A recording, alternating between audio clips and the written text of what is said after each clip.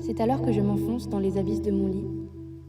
Si ce n'est me voir disparaître d'ici, mais plutôt pour éviter un contact avec les êtres humains.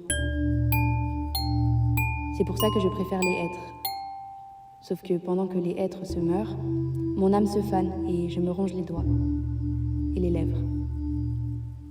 Mais quand je me ronge les lèvres et que je les laisse fermer, elles se collent et fusionnent comme si je ne pourrais jamais plus parler, ni les ronger.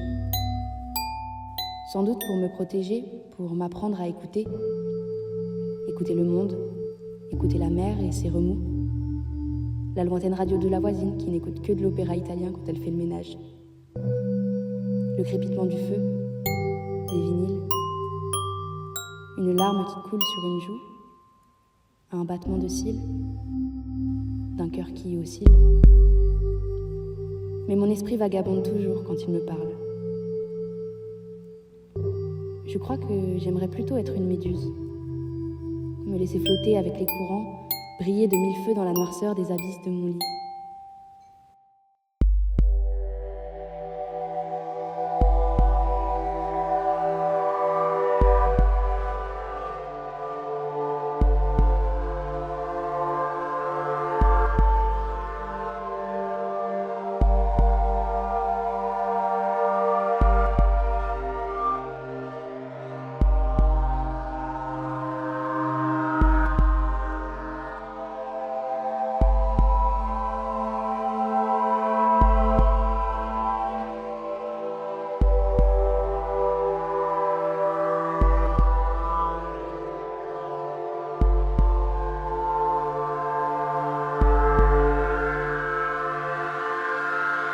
Mes yeux aussi se collent et fusionnent quand je passe trop de temps à observer l'horizon.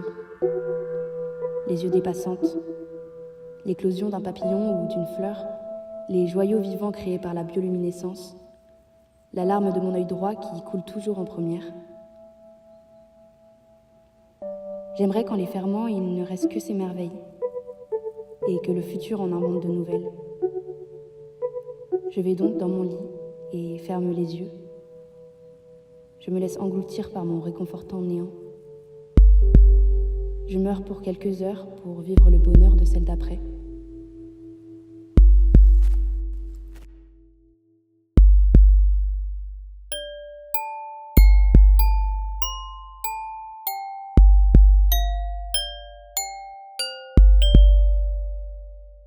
Le jour est encore lumineux, mais bientôt, il s'assombrira.